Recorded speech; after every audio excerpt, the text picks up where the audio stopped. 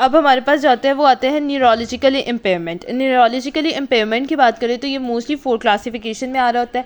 आगे अगर आप ओ सुलेमान को देखेंगे तो वहाँ पे पेज नंबर जो 656 है ना, वहाँ से ये स्टार्ट हो रही है और वहाँ पे डिटेल में डिस्कस भी किया हुआ है। उसमें डिटेल में डिस्कस किया हुआ है कि हमारे पास स्पीच के भी डिसऑर्डर आता है, लैंग्वेज के भी आते हैं, डिस्फेजिया भी आ रहा होता है, कॉग्निटिव डिसफंक्शंस भी आ रहे होते हैं। तो मतलब डिटेल में उसने किया हुआ है कि सेंसरी इन्वॉल्वमेंट। लेकिन अगर हम ब्रॉडरली इसको डिस्क्राइब करें तो ये हमारे पास जो आती है 3 या 4 में हम इसे डिवाइड करते हैं, मोस्ट कॉमनली 4 में डिवाइड कर रहे होते हैं। सबसे पहले हमारे पास आता है alternation in consciousness. Alternation in consciousness जो होती है, अगर हम बुक में भी देखें और ये बुक की लाइन भी है कि यहाँ पे जो होती है वहाँ पे कोमा और डिक्रीज ऑफ अरोजल लेवल होता है। और यहाँ पे जो होता है ना, जहाँ पे कॉन्शियसनेस पेशेंट की चली गई है वहाँ पे एक्सटेंसिव ब्रेन डैमेज आ रहा होता है। और साथ ही साथ जो होता है वो हमें ये भी पता है, हम पीछे पढ़ के आए हैं, अगर कॉन्शियसनेस का इन्वॉल्वमेंट है तो मीडियल सेरिब्रम आर्टरी की इन्वॉल्वमेंट है।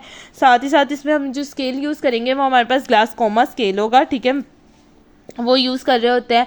और हमें पता है डिफरेंट स्टेजेस आते हैं और एक फिजिशियन का काम है कि वो सारे ग्लासकोमा स्केल को करें और फिर मेजरमेंट्स लिखें, जिसके अंदर सबसे पहले हमारे पास क्या आ रही होती है स्टेज, जो कि हमने पहले लेक्चर में डिस्कस किया था कि हमारे पास नॉर्मल आ रही होती है। फिर पेशेंट जो होता है वो लेथार्जिक जाता है, लेथार्जिक के बाद ऑप्टेंडेड आती है, ऑप्टेंडेड के बाद स्टूपर आ रही होती है, स्टूपर के बाद कोमा में जा रहा होता है, ठीक है, स्लीपीनेस, ये सारी डिस्कस हमने की हुई है।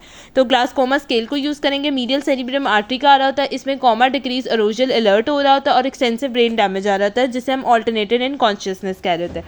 आफ्टर डेट इधर आ रहा था सोमेटोसेंसरी डेफिशिएंट। यहाँ पे क्या हो रही थी कि यहाँ पे सेंसेशन का इंपेयरमेंट आ रहा है, ठीक है, सेंसरी लॉस आ रही है, ठीक है, मोस्ट फ्रीक्वेंटली ये आ रहा होता है। अब इसमें पेशेंट जो होता है ना वो हमारे पास कंप्लेन कर रहा होता है, प्रोपिनोसेप्शन नहीं उसको पता होती, ठीक है, प्रोपिनोसेप्शन का मसला आएगा, पोस्चरल फंक्शंस में मसला आएगा, नमनेस आएगा, पैरास्थीसिस आ रहा होगा, यहाँ पे सुपरफेशियल जो पेन और टेम्परेचर के रिफ्लेक्सेस है वो नहीं आ रहे होंगे, ठीक है।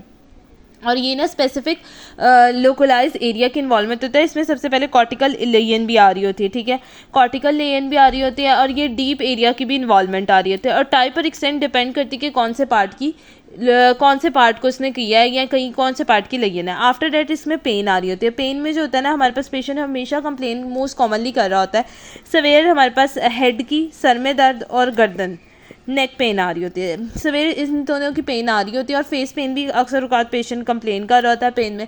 और इसमें जब है हमें पता है कि फेस पेन को भी हमने पीछे पढ़ा कि कौन सी आर्टरी दे रही होती है, posterior cerebrum artery most commonly supply कर रही होती है, उसके इन्वॉल्वमेंट की वजह से जो आती है वो थैलेमिक पेन अराइज होती है। थैलेमिक पेन क्या होती है?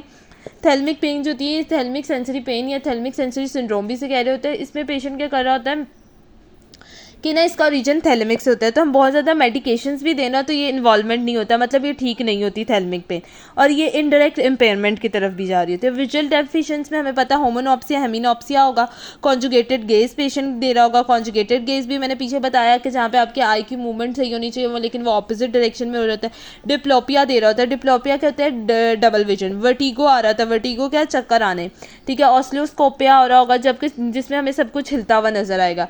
सेप्चुअल प्रॉब्लम आ सकते हैं, सेप्चुअल रिलेशनशिप नहीं सही होंगे, विजुअल डेफिकेंट आ सकते हो, डेप्थ ऑफ परसेप्शन नहीं होगा। ये सारी जो होंगी वो न्यूरोलॉजिकल इम्पेयरमेंट होंगे। अब नेक्स्ट जो हम डिस्कस करेंगे वो मोटर डेफिसिएंट डिस्कस करेंगे।